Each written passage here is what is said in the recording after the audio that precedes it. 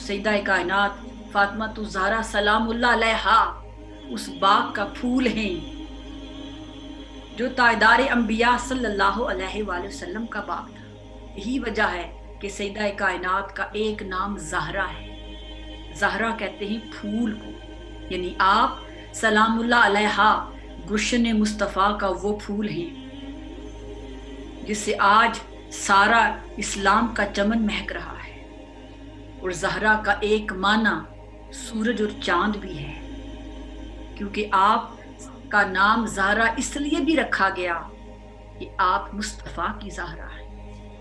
आप मुस्तफ़ा की वो लाडली बेटी हैं जिनके आने पर आका करीम सल्लल्लाहु अलैहि वसल्लम खड़े हो जाया करते थे और सारी कायनात जिनके एजाज़ के लिए खड़ी होती। नाज़रीन किराम, सामीन मोहतरम, आका अलैहिस्सलाम शब मिराज अर्श पर जाते हैं तो मस्जिद अक्सा में सब अंबिया किराम खड़े होकर आपका इस्तकबाल करते हैं। सातों आसमानों की सैर कराई जाती है। सिदरतुल मुंतहा पर फरिश्ते खड़े होकर आपका इस्तकबाल करते हैं। सहाबा किराम आका अलैहिस्सलाम का इस्तकबाल करते हैं। सोचिए, आका किसके इस्तकबाल में खड़े हो रहे हैं? इस कायनात में एक ही हस्ती है जिनके इस्तकबाल के लिए आका करीम खड़े हुआ करते थे, और वो हस्ती सैयदा पाक सैयदा आलम खातून जन्नत फातिमा तो ज़हरा सलामुल्लाह अलैहा की। उनके इस्तकबाल के लिए खड़े हो जाया करते थे। जब आपके घर तशरीफ लाती तो आपका माथा चूमा करते थे, आपके हाथों को चूमा करते थे। नाज़रीन मोहतरम, सारे सहाबा जब आका करीम की बारगाह में आते थे तो यूं अर्ज करते थे, या रसूलल्लाह सल्लल्लाहु अलैहि वसल्लम, हमारे माँ बाप आप पर कुर्बान। और जब सैयदा खातून सैयदा आलम खातून जन्नत आका करीम की बारगाह में आती तो आका फरमाते, फातिमा तुझ पर मोहम्मद के माँ बाप की इतनी मोहब्बत। और फिर फरमाया, फातिमा तो बुदा तो मिन्नी, फातिमा मेरे जिगर का टुकड़ा है। जिसने फातिमा से मोहब्बत की उसने मुझसे मोहब्बत की, और जो मुझसे मोहब्बत करता है अल्लाह उससे मोहब्बत करता है। और फिर फरमाया, जिसने फातिमा को नाराज किया, फातिमा को तकलीफ दी, उसने मुझे तकलीफ दी, उसने मुझे नाराज किया, और जिससे मैं नाराज हो गया अल्लाह उससे नाराज होगा, अल्लाह उसे अजाब में डालेगा। सैयदा फातिमा तो ज़हरा सलामुल्लाह अलैहा को हमेशा आका करीम अपने साथ रखा करते थे। बहुत कम किताबों में लिखा है कि जब वाक़या मिराज हुआ, जिस रात आका अलैहिस्सलाम को जिब्रील अमीन मक्का की वादियों से सरे अर्श लेने के लिए आए थे, उस वक्त सैयदा आलम सैयदा कायनात की उम्र 9 या 10 साल थी। उस घर में आप मौजूद थी जब जिब्रील अमीन ने आकर दरवाजा नॉक किया था तो सैयदा कायनात फातिमा तो ज़हरा सलामुल्लाह अलैहा ने दरवाजा खोला था। हर लम्हा आका करीम आपको साथ रखते थे, हमेशा अपनी कुर्बत में रखते थे।